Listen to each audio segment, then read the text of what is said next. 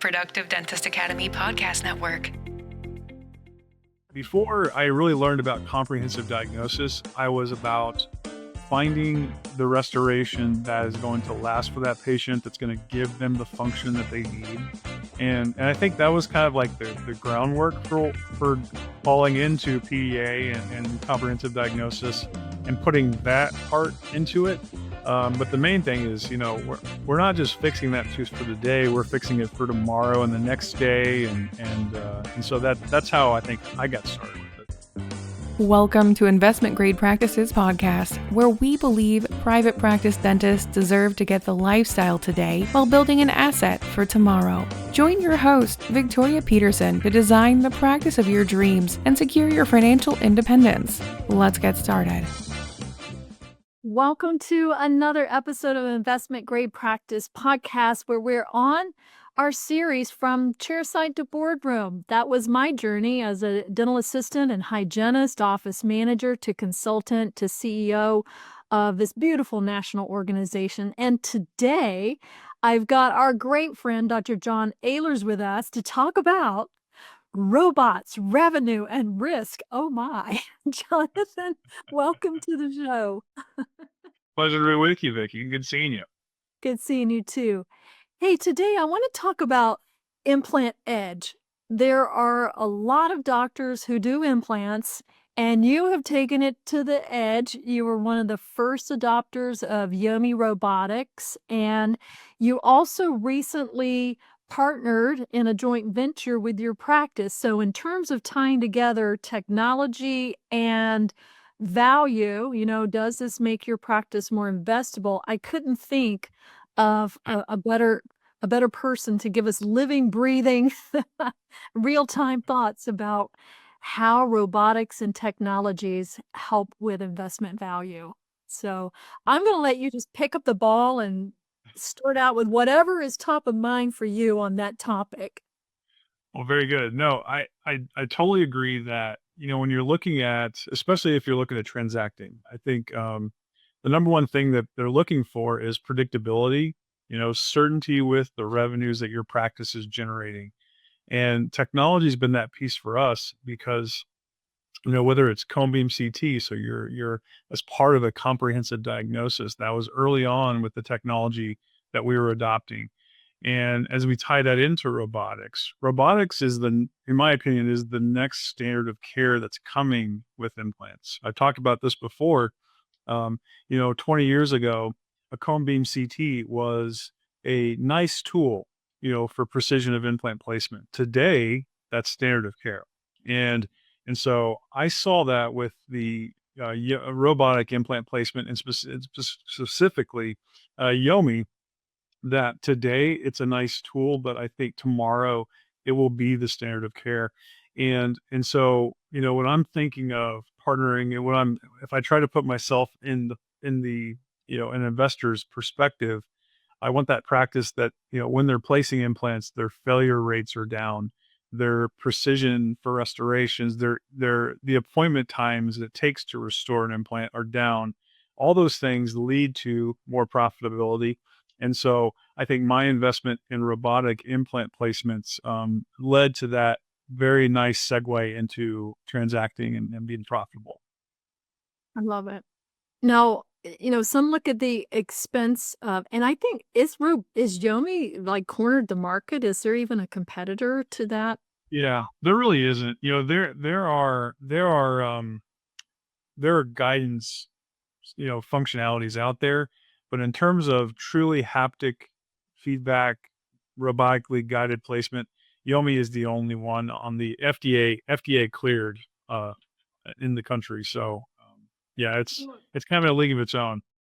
It was really interesting in September last year when we launched our Clinical Calibration Institute live programming, and we had Yomi there, and we have you on the younger end, and we have Bruce, who literally, I bet he was like in shop class milling his own implants in the beginning. He invented early implant systems, right? And so I heard Bruce going, "I ain't no way you need a robot, man." I just like, he's so precise himself, and then I got a surgical guide and it got better. And But then he got on the robot and he's like, "Oh, I can break this thing, right? I'm gonna tilt it. I'm gonna do it. I'm gonna try to go punch through a little deeper."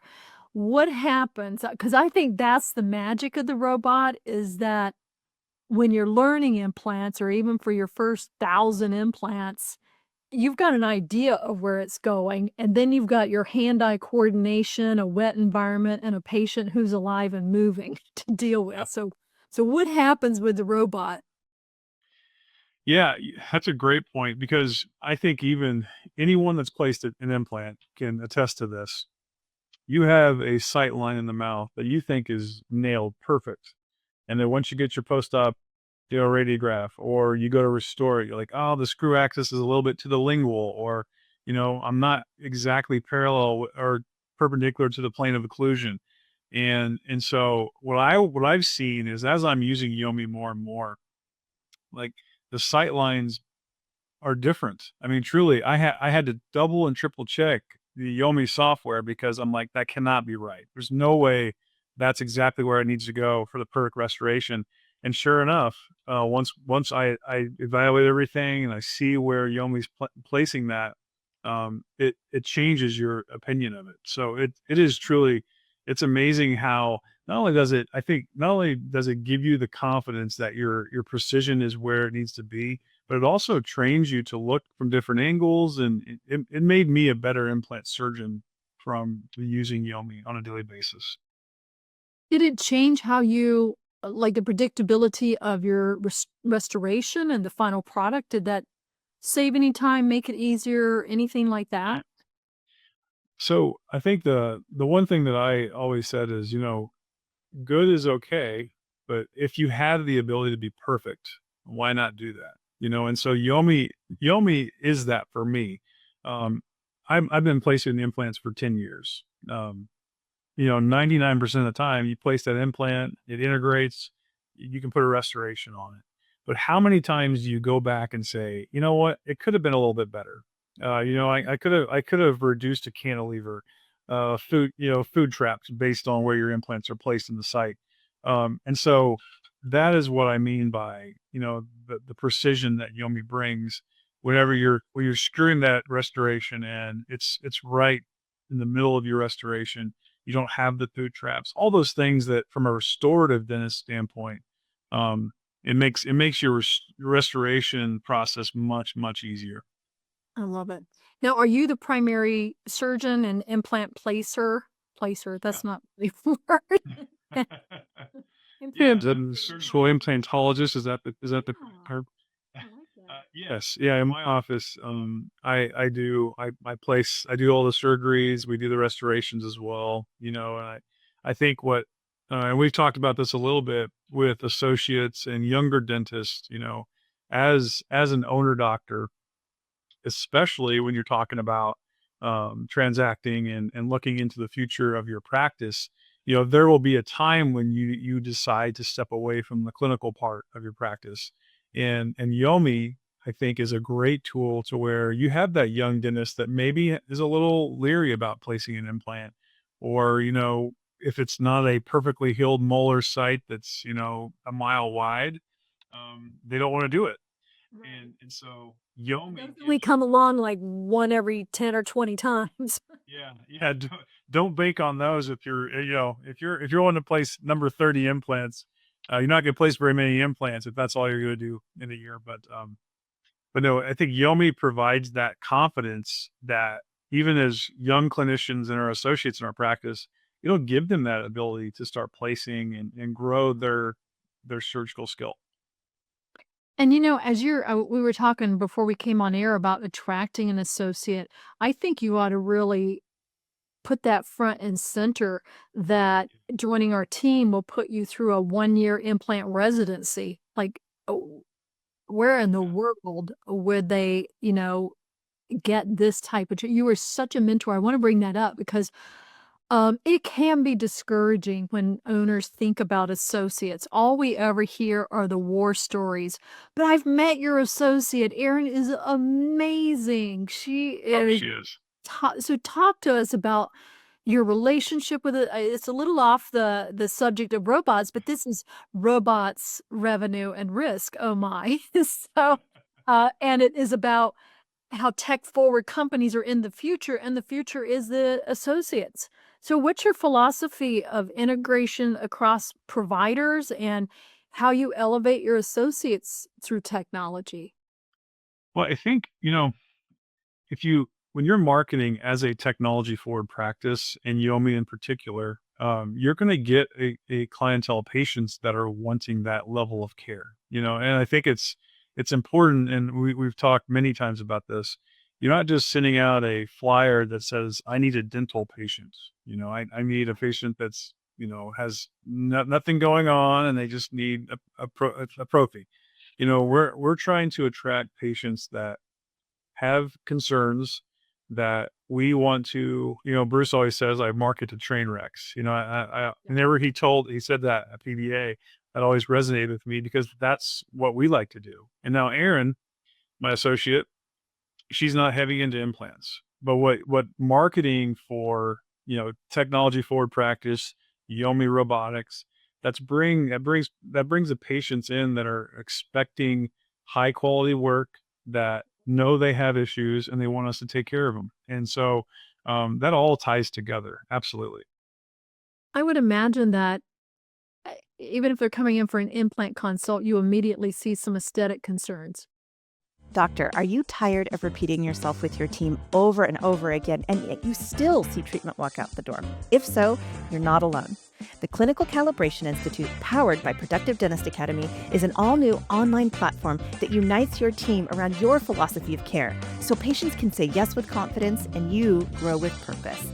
Including online curriculum with world-class faculty, monthly live mastermind sessions for each department within your practice, and an online private community, this is your home to grow.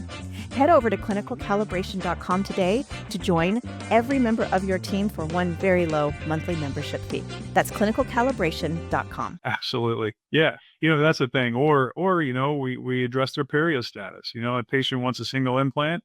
Like, it's about the comprehensive diagnosis. And that's where having your team and calibrating everyone on that mission as a practice is so important. Whether or not Erin's doing implants, she's diagnosing perio. She's doing full mouth rehabs with crown and bridge. She's doing aesthetic cases, and I think it's all part of a larger office vision of comprehensive care, and diagnosis. And I think, when PDA first embarked on clinical calibration, I mean, we've been doing it for our clients only for, Yeah. like 10 years or more. And Bruce and I just kind of finally came to this place. It's like, this is really great that we've helped, a couple dozen practices this year, but the state of dental education, like I think all doctors are taught to identify, like that tooth could use a crown, or that clearly looks like it's an endo. But to put it all together, what we discovered is that you're a great example of this, is that there's a diagnostic continuum. There's the how did you get here? That's right. What was your medical history, your dental history, your risk factors? Like, you have a patchwork quilt inside your mouth. And for me as a hygienist, I'll say that whenever I saw a patient that had, like jacked up dental work, the first thing I thought was that person is very dedicated to their health. Like, they have endured a lot of dentistry by a lot of different practitioners trying to find the answer, right? So most people think they have a low dental IQ. I think those are the ones, they're the most educated because they went through it. And we didn't really push.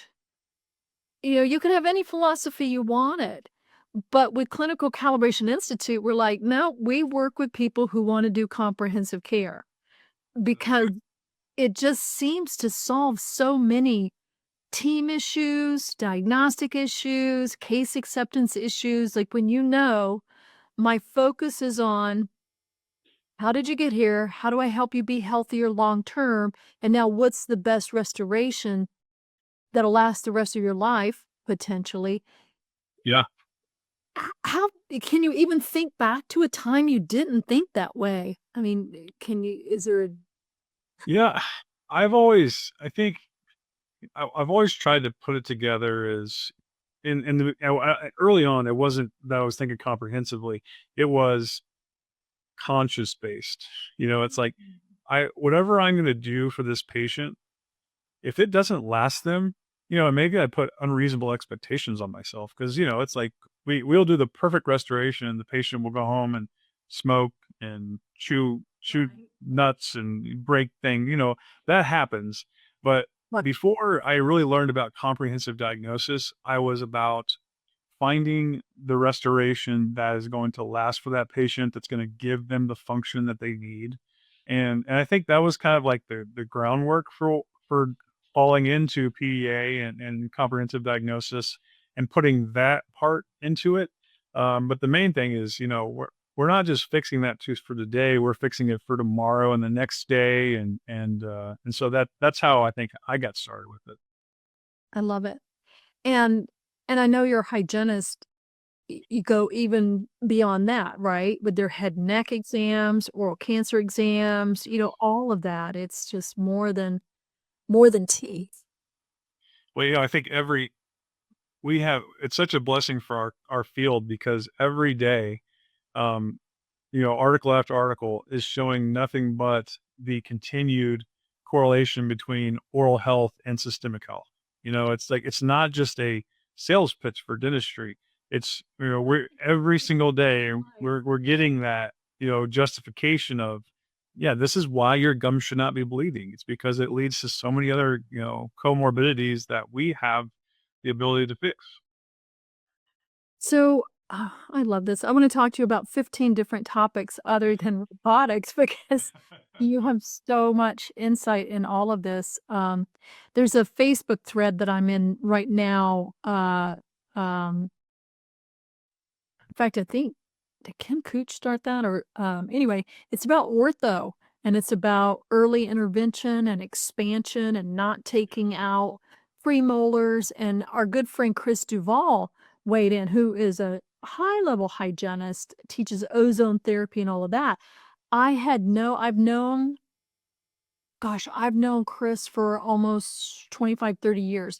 I had no idea that the health issue she's going through and that she talks about, like AFib and sleep apnea, snoring, her posture, she's in her she's collecting Social Security now. Okay, not really.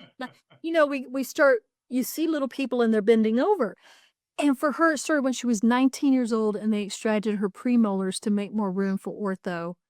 And even back then, she was like, "I don't think this is such a good idea." And it had this so she's watched as a practitioner for 50 years, the impact on her body. So Yeah. I love that you brought out, like, conscious diagnostics, like, what is the impact of this decision? That's so true. And I love that modern orthodontics, if that's even, an applicable term. I feel like we're going away from let's let's find the quickest way to align your teeth. That's not the answer. The answer is, like you said, expansion, airway control, all those Yeah. things. Like the kids, there's a several generations where they're walking around literally with, you know, uh they've had all their bicuspids removed, and all of a sudden now they have less teeth. They've got a constricted bite, and they're still crowded because those cases always need revision. I mean, I haven't seen a single one that's still in a perfect alignment. And so now we're partnering with orthodontists that, yes, early intervention, phase one expansion therapies. I mean, it's so important. And I agree with you. I think it's the airway. That's the issue, and it can totally affect people long term as well. Um, how did you get your hygiene team on board of expanding their mindset into the because when you look at a comprehensive exam code, it covers a lot. There's caries, perio, airway, function, aesthetics, all endo, all of it is there. And, somehow you got to accomplish that in 6 minutes or less. You know, I How think did you how did you get your hygienist on board with expanding their continuing education beyond perio or beyond traditional prophies? it started with they had I gotta say, they had a good foundation. Like, they were our little town in rural Missouri, we have a null hygiene program, and those graduates come out with the idea that, we're going to treat periodontal disease. Like, yes, it is in fact a disease that needs to be treated. Not everybody gets a prophy, and so whenever they're coming to my practice applying for a job, that's a great foundation, and I didn't really inherit hygienist from an older practitioner that I bought a practice from. My practice was a startup, and so we had that philosophy from day one. Right. Like, as a hygienist, you're not just pumicing teeth. You're going to treat periodontal disease. And so we had that mindset from the get go. And then we have, in one shape or form, we've been in coaching since I've owned a practice. Coaching and keeping your team accountable. There was a period of time where we were not in coaching, and I could see a change. It's like having that third party voice in the background, just saying, let's hit our metrics. Let's make sure we're focusing on the things that need to be done, because I think it's easy to fall out of alignment if you're not having that voice. So that's part of it. I think it's just we constantly are coached, and it keeps us focused. Let's pivot this back to practice value and overhead and profits and things like that. The two things, if you listen to naysayers, it's hard to get associates, and hygienists are ridiculous. Their salaries are through the roof. And I see it on the message boards. It's like, oh my God, I got to pay my hygienist $60 an hour. It's like, well, then they would have to produce 180 an hour, and if you gave them periotherapies and all of these service mixes, they'd be producing 300. So what's the problem with a hygienist making 125 grand a year if she's bringing in 300, 350 like any other provider Absolutely. associates? Yeah. Do you guys We talk about that? pivoted. Oh yeah. No, I think the first thing, and with our organization that we've partnered with, it was a great way to approach that conversation. When you have a person, a hygienist come up to you and say, I want to raise, the question, I think the answer is, or we pose the question back to them, like, how can we get you to earn that? And that question is, okay, um, how can we justify the cost? And it's really not even a cost. It's giving them the tools, like we talked about, whether it's we're using Perio Protect or Oh, laser assisted bacterial reduction, those type of things.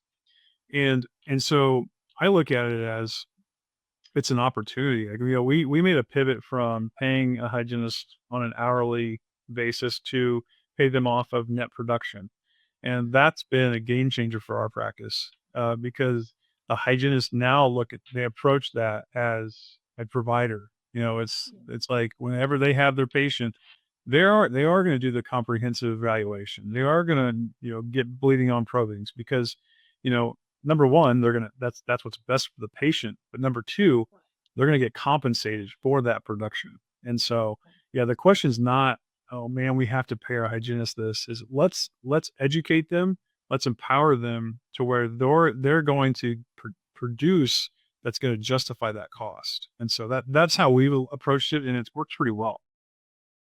I love it. Anything else you'd like to share just in this?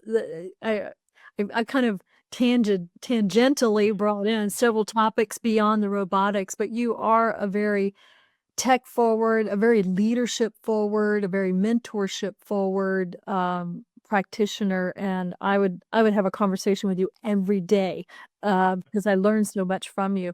What advice would you give listeners that are maybe just dipping their toes into integrating these types of technologies, and how do you justify the cost? How do you think about it before you even make the purchase? So I talk to doctors all the time about Yomi, and I ask them to don't look at the relative cost of your production today. try to forecast. Try to forecast what you're going to be like in 2 years. How this could potentially transform your practice. So say you're placing 50 implants a year right now. Don't run an ROI calculator on 50 implants a year. Yeah.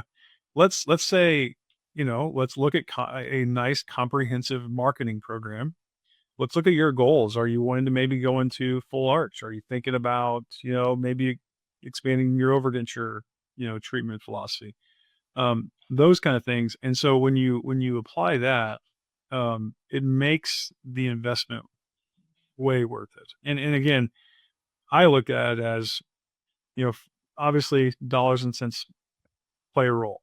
I look at it as I want to have the absolute best way to provide implantology for my patients. And so if I can use a system that provides real-time feedback, haptic feedback, precision, uh, expediency, less invasive. These are all the things that, again, sounds very sales pitchy, but truly, I believe these things. It's why I invested in Yomi. It's why I still talk to dentists all the time about Yomi. Those are the things that, as far as advice, I would say evaluate all that before you just say no to it. It's easy to say no to a big investment like that, but at the same time, it can really open doors for your practice. And you know, I'm 3 years in, I do not regret a second of it. I love it. You mentioned marketing. How big a role does that play in it? Marketing is everything, because, I mean, yes, the internet's out there, but if patients don't know about you, you can have every tool in the box, but if patients don't know about it, they're not gonna come see you. So, marketing is a large portion of education and just, awareness for your demographics. I know there's no silver bullet with marketing. I've been a dental marketer for 15, 20 years or more. So, what have been some of the best layers or some of the things that attract this type of patient? And again, I think I'm glad you mentioned that you're in rural Missouri. Yeah. But what's your closest big town? Kansas City, is about an hour and a half. Okay. So, yeah. And Um, how far do patients drive to come and see you? Are they yeah. I think, when we kind of divide our marketing up. We have your general dentistry patients that come in and that's your, relatively close. Relatively close for us is 15, 20 miles. Some it's like 5 miles, 2 miles. But then like our bigger implant cases, they come from hours away. Wow. And so I think it's a good point you're talking about is, you know, the more specific your service gets. So say you want to market all in four, all in X. I think your radius grows because of number one, we may not have the volume of patients needing that service in the small radius that we're working in. So Mhm. we market all over. And because of that, we get patients from, we had a patient from 2.5 hours away, or we had a patient from Texas. Her mom is a patient of ours, and she saw our Yomi ad, and she literally called us up and said, "Hey, I'm going to be visiting my mom. My dentist told me I needed an implant. Can I get it done at your office?" And we're like, "Absolutely." So, you'll be surprised at Who's the just gonna be like, distance. "Wait a minute, you got a patient from Texas? You took" I know. I told her we're gonna put you in all of our ads because like we're that good that patients are coming all the way from Texas to see us. Yes, I'm that's joking, amazing. but it's yeah, I think be be ready for patients that are willing to drive hours to see you. If number one, you provide them the service that they need, and number two, you can educate them to say, we're worth driving that far. And that's what marketing is all about. And I know our sister company, the Phoenix Dental Agency, like that's really what they specialize on is from the inside out. Let's take care of all the internal systems and the internal marketing, make sure people are rescheduling and staying on the books and building that nucleus. But then let's own your street, let's own your block, let's own your town, let's own your county. I was gonna say, Right. then you own your state, but you're like, nah, I'm gonna dominate globally. Yeah, good point that Yeah, 80% of your patients may not drive 50 miles or more, but those who do are going to make up a significant portion of revenue in this type of practice. Absolutely. I think that's why people get a little scared of focusing in too much on implants, but it seems like, and we'll wrap up on this point because it brings back to, future value, is that I've just so admired you and really want to point out how strategic you've been in your career. I still term you as a young doctor, like you're under 50. You're young. Uh, but you've been very strategic, like, I'm starting this, but I don't wanna do it alone, and as I grow, and here's what it's gonna be, and marketing, and team development, and technology, and patient care, and patient finance. It all seems to have been going down the tracks congruently and consistently. I haven't seen you make a lot of start stops, start stops. Well, What's what's the secret to that?